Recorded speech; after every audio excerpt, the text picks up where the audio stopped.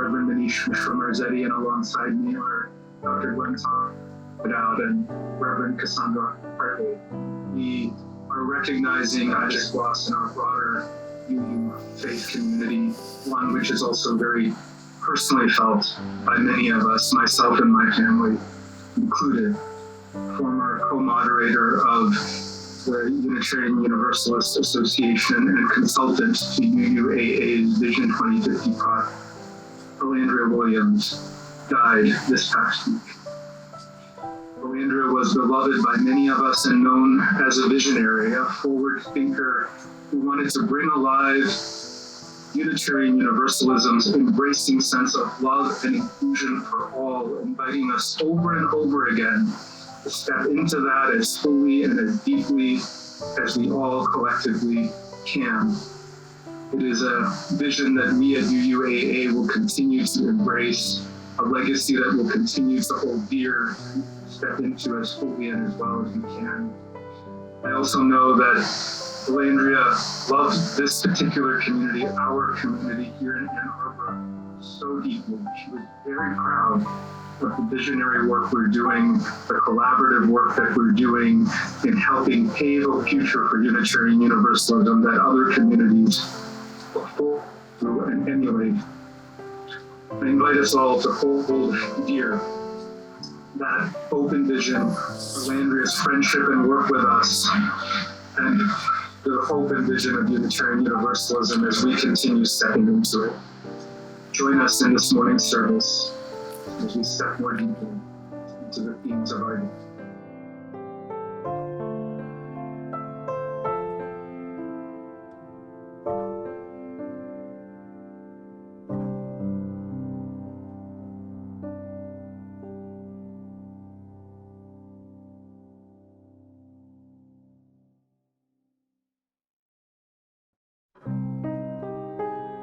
In community with our Jewish forebears and loved ones, and in the prayer of our own hearts, the meditations of our own spirits, I invite you into this meditation. We forgive ourselves and each other. We begin again in love. We forgive ourselves and each other. We begin again in love. For remaining silent when a single voice would have made a difference. We forgive ourselves and each other. We begin again in love. For each time that our fears have made us rigid and inaccessible. We forgive ourselves and each other.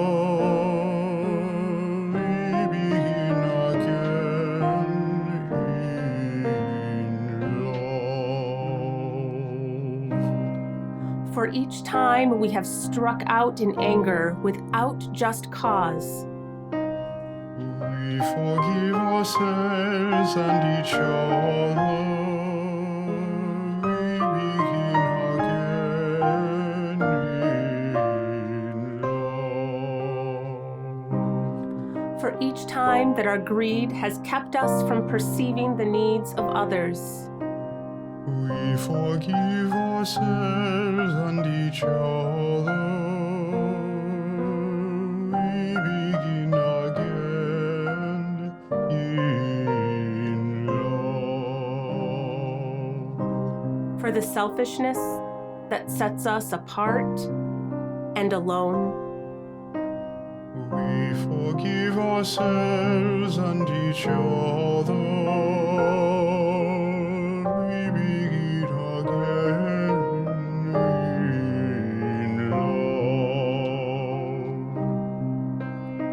Falling short of the admonitions of the Spirit. We forgive ourselves and each other. We begin again in for losing sight of our unity. We forgive ourselves and each other. We begin again in love. For those and for so many acts, both evident and subtle, which have fueled the illusion of our separateness. We forgive ourselves and each other.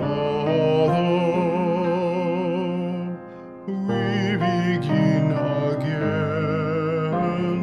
in love.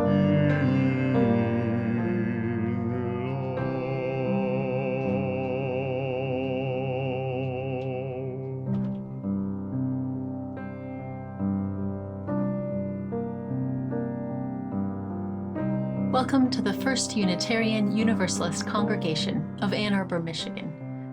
In the midst of this incredibly challenging time, it's such a gift to be together and to draw strength and hope from this gathered community.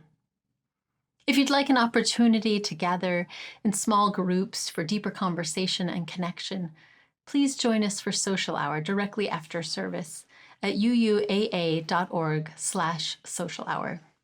If you're new to our community and want to learn more about us, you can let the social hour host know so that they can place you in a special breakout room for newcomers. In that same spirit of community, please join me now as we light our chalice.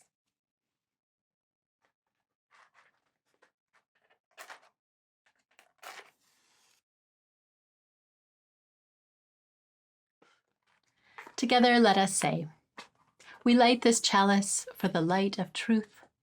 We light this chalice for the warmth of love. We light this chalice for the energy of action. We light this chalice for the harmony of peace.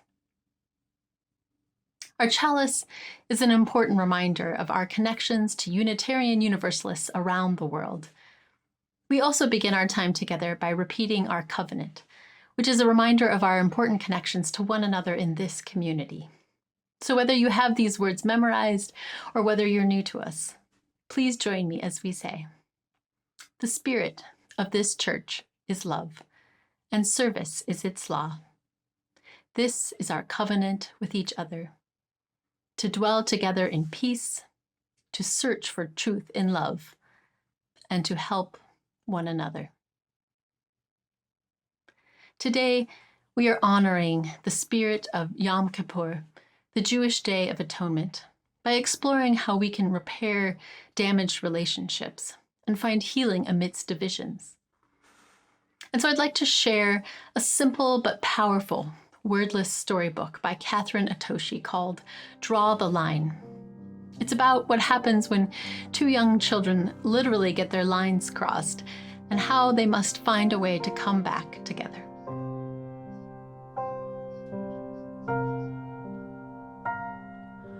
We forgive ourselves and each other. We begin again in love.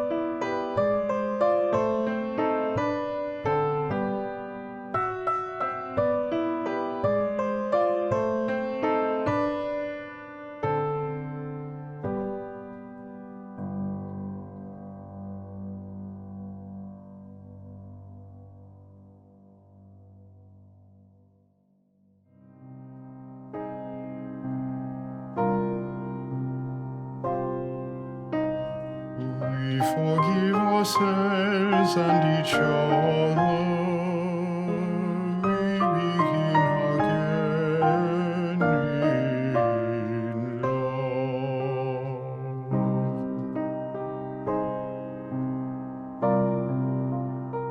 We gather this weekend as others in the Jewish faith have been doing similarly in commemorating Yom Kippur and its theme of atonement. Profound, deep reflection on mistakes, things that have gone awry or not worked well, and the reality that at times in connection to those experiences, there is harm and pain in our relationship to others. Through deep reflection, through contemplation, through a process that leads us to atonement, the opportunity on the other side of that to return and return again to love, an equally profound experience, a profound commitment that in Unitarian Universalism each of us holds as our abiding commitment, the thing we aspire to return to over and over again, to embody as full and well as we can our commitment to being a loving and caring human being. I invite you to step into this time of reflection more deeply with me on the nature of mistakes and how we might relate to them, as I offer some words by an author in the field of trauma and addiction by the name of Tim Stein. He's written on this theme of mistakes. He writes, "We would rather not make mistakes. However, it is through our mistakes that some of our most important learning takes place. If we go through life always playing it safe in an attempt to never make any mistakes, then we would miss out on opportunities to learn. Indifference to mistakes is also not helpful. However, we human beings, we learn, we grow, and we thrive when we thoughtfully approach life with a willingness to make mistakes and learn from them." This thinking mirrors very closely that of Leon Festinger, a theorist in the field of psychology, who talked about cognitive dissonance, about how we learn and grow when we reach the limits of what we know. When something feels painful and uncomfortable that we can't reconcile and figure out, it's often an impetus to learn and grow beyond what we know today. One of my professors at Harvard, Robert Keegan, drew on this type of thinking in talking about human transformation. We human beings transform, we learn and grow when our current way of relating to the world and what we understand about it stops working or stops feeling fulfilling. Something is not quite connecting in terms of our values and how we're aspiring to relate to others, and we have to transform. On the other side of that, deeper ways of relating to others and the world around us can emerge. In this spirit of learning and growth, I'm very aware, as we all are, we are in a time in which there is a renewed engagement with the topic of racial justice in our country. Side by side with that, a profound longing to engage with such an incredibly important topic to the social fabric of our nation and how we human beings relate to one another within it. Side by side, often unrecognized but nonetheless real, the fear of mistakes, of getting it wrong, of wanting to believe we're already there, that our personal commitments to justice and equality and the dignity of all human beings, that surely it's already in the right place, even as we're also holding the fear, whether subtle or not subtle, whether named or not named, and at the same time, I don't want to get it wrong. The language is evolving. The way we talk about things is evolving. The way we express that commitment is evolving. What if I say or do the wrong thing and make a mistake? Worse, what if I cause harm due to something I don't know? something I get wrong despite my best commitments, despite what I'm aspiring to do and be. This is real. And this fear of getting it wrong, of making a mistake, despite holding those loving and caring commitments towards justice, despite wanting to believe and consider ourselves justice warriors that are committed to the dignity of all, that fear can become paralyzing. It can wind up making us feel like we can't say something in a situation where we could be a partner in justice making, come to the aid of another, support another, care for another, and yet we can feel afraid. I don't know if I'm going to be saying the right thing or doing the right thing in this moment, even though I want to, my heart's in the right place. These are real fears. The fear of making a mistake. And yet, as we heard in the words of Tim Stein, the fear of, and notice he's in the field of addiction and trauma. The fear of making a mistake can become a pathology of its own, paralyzing us in a form of inaction, keeping us from being our best and most engaged self, our most loving self.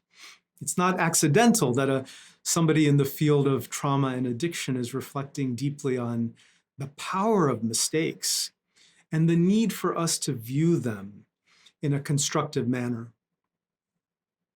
I spent this past summer sitting very deeply with a set of mistakes, personal mistakes that I made. You know, one of the maybe ironies and even curses of being a public figure such as I am is that our words live on even as we grow and evolve, just as you do too. None of us is static. Each and every one of us is learning and growing. And yet the longer somebody like me, who's in a field of public work, continues on in that field of public work, we're able to look back at versions of our younger self with a certain sense of inner eek.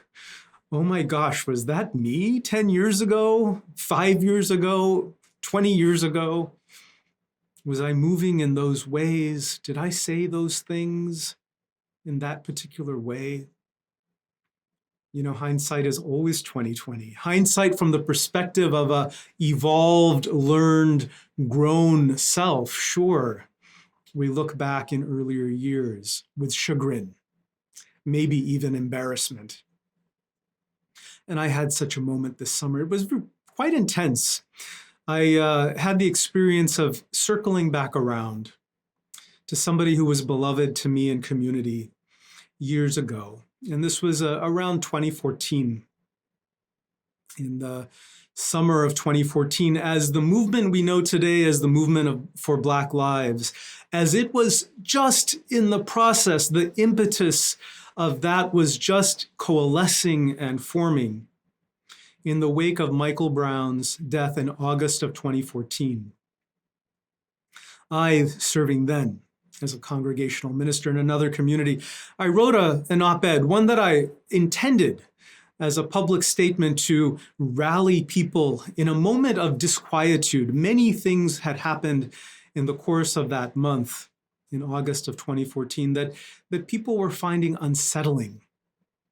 And I wrote an op-ed about the unsettledness of that time, inviting us as human beings to enter into a process of profound reflection on how we can learn and grow, stepping into the discomfort of the moment.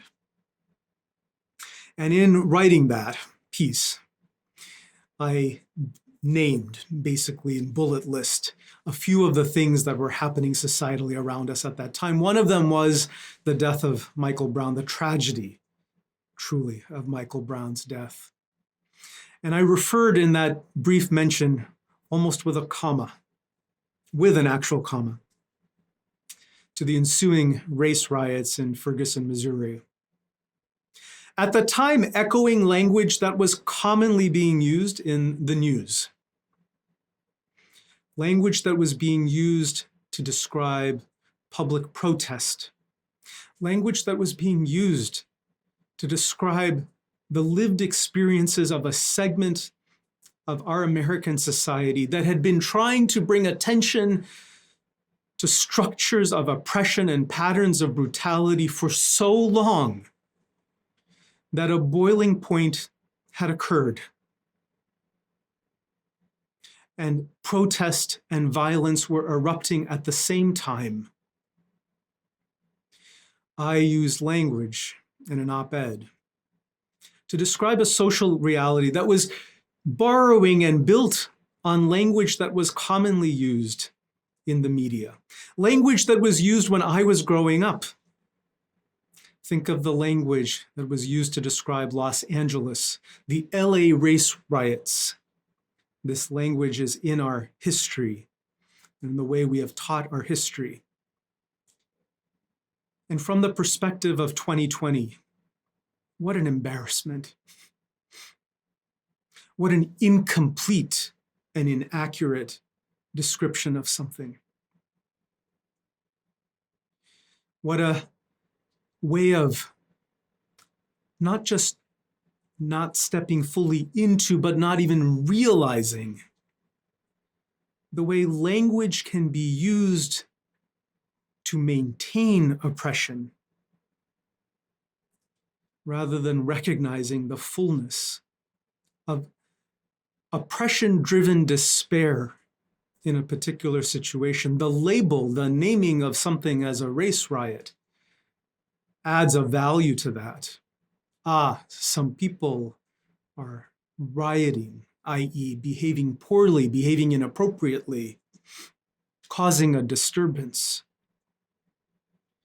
There's a subtle form of control in how language can be manipulated and maintained in a way that maintains control, uses control, creates one particular narrative that lacks the fullness of also the desperation and the despair connected to brutality and systems of oppression.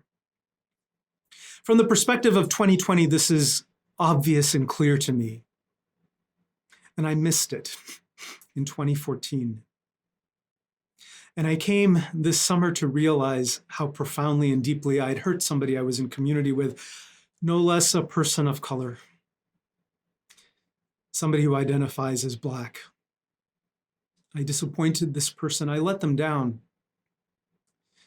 The brief parenthetical statement in which I used a descriptor that was commonly being used at that time, this individual who I cared about and was in community with experienced it as a betrayal.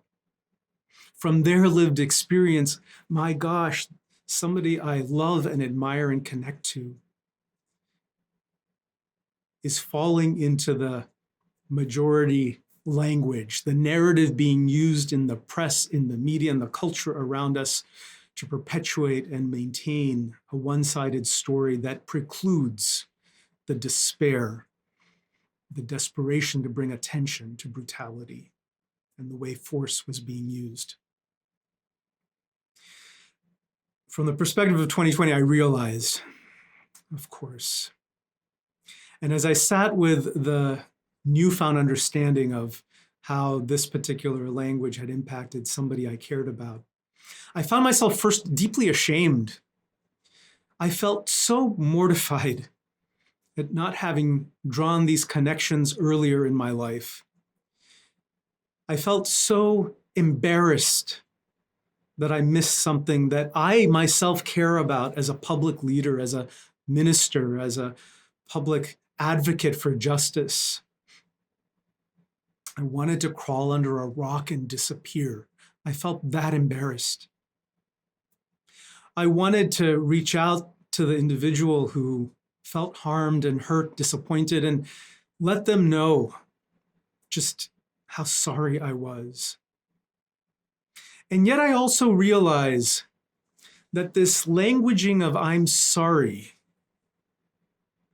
is not the same as atonement. You know, in the Jewish year, this weekend marks a time of atonement. It's not referred to as the time of apology, as the time of chagrin, as the time of embarrassment or feeling ashamed of ourselves. It's referred to as a time of atonement. It's a very different energy than feeling embarrassed or ashamed or wanting to apologize. Atonement is something more profound. It's a deeper type of experience. And what a gift, what a blessing that the Jewish tradition lifts this up in such a central way. Really, it is. It's a gift to all of the world, to all of those of us aspiring to live in deep spiritual and ethical ways. Atonement is something deeper. I sat with the knowing that even though I could say sorry, the act of giving forgiveness is optional and on the part of somebody else. I can't force anybody to forgive me. And in fact, if I'm seeking that, if I'm seeking some level of forgiveness for having gotten something wrong, the best thing I could do, rather than just ask forgiveness or say sorry, would be myself to step into the deeper and evolved understandings that I now possess, double down on my commitment to live into those new and richer, more nuanced understandings with every breath I have, with every ounce of love I have, and seek to forgive myself. For honestly, that's the harder part. Self-forgiveness for the things we get wrong. I still struggle with that. Forgiving myself for this thing that I wish I had understood 6 years earlier.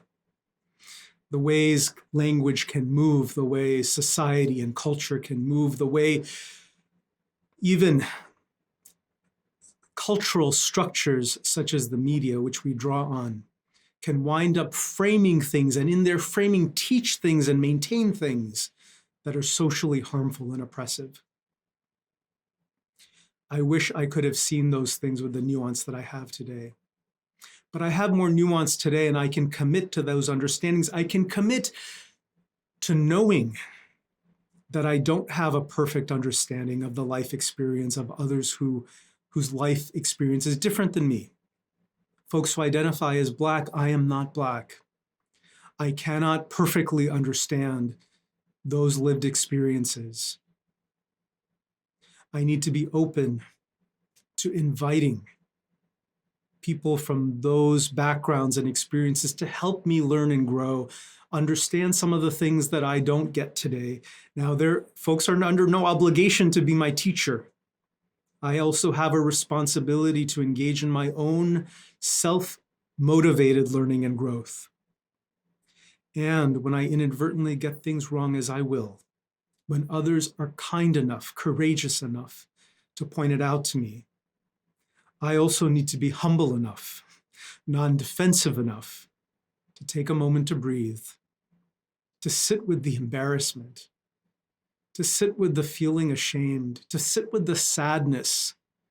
Oh, I've caused somebody harm. I didn't want to do that. How embarrassing. I didn't want to get it wrong. Yet I will. I have. I will again. Each and every one of us will, with respect to life experiences that are not our own, that are connected to lived experiences that are different than us. We will get it wrong. And the words, I am sorry, are not enough.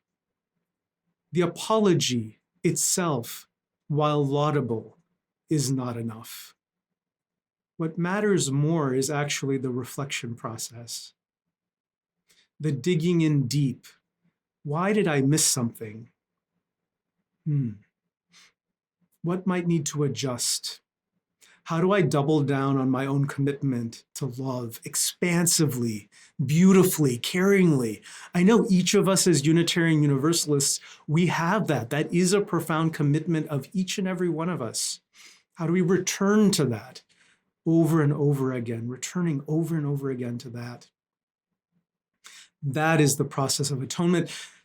And ultimately, in that particular situation, the one that became live and active for me this summer, that is what I could do. I could state and share with this person who was and is beloved to me my profound embarrassment, my sense of disappointment in myself, but more importantly, my own recommitment to wanting to do better, to continuing to learn and grow. I promise that to this individual.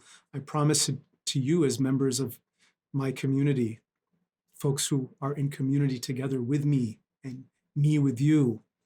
I know I'll get things wrong. You will too. We're human. It's inevitable. And the shame will come up. The embarrassment will come up. The wanting to hide under a rock, it will come up. The defensiveness of wanting to explain why we got something wrong. Maybe even wanting to double down on the mistake, justify it, defend it. That comes up too. And time again, the call to relationship gently invites us to hold a little bit more, to stretch ourselves, to equally and maybe even more care about those that we're committed in community, in relationship to caring about. My beloveds, my friends, this is something we do together. The work of reflection and growth is on our own. But then the stepping into the evolved understandings requires each and every one of us. It requires us to be generous in giving others the chance to do that. It requires us to be generous with ourselves, forgiving of ourselves, all of that, and so much more. And what a beautiful thing it is, as all these theorists in the field of psychology and human development point to, a gem lies on the other side of that. A renewal, a revival of relationship, of our own humanity, our sense of purpose, commitment to ourselves, to one another, and most importantly, to the beauty, to the ideal of love. May we continue to step into that with all the courage and all the grace we can muster. We hope you'll consider joining us for a time of community and conversation. Our social hour happens just after the service ends, and you can find how to get there at uuaa.org/social hour. And I hope you'll consider, especially if this is a place, this is a community that means something to you, I hope you'll consider giving your financial support to help keep the community strong. UUAA.org/giving is the place. Our choices, our time, our support make this place well and keep us connected one to each other and to what love can do when it comes alive in our hearts and in the world. For those connections, let's give to support and sustain. Now, until we meet again, may the lines we draw, the lines we speak, the lines we cast, and the ones we sing, may these speak fervently, fiercely for love. And may those lines keep us connected to each other, to our children, and to our ancestors. May we always know our connection to forgiveness and recommitment of relationship is so often just a reach away. May we know access to forgiveness for ourselves and each other, for remaining silent when a single voice would have made a difference, for each time that our fears have made us rigid and inaccessible. We forgive ourselves and each other. We begin again in love. For each time we have struck out in anger without just cause, for each time that greed has kept us from perceiving the needs of others for the selfishness that sets us apart. We forgive ourselves and each other. We begin again in love.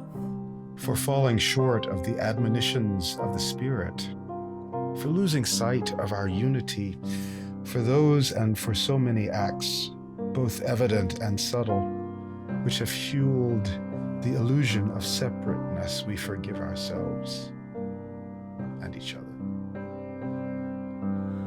We forgive ourselves and each other. We begin again in love. May you be filled with loving kindness. May you be well. May you be peaceful. May you be unafraid. Let us go and bring peace to life in every way we know how and every way we discover. Go in peace, my friends.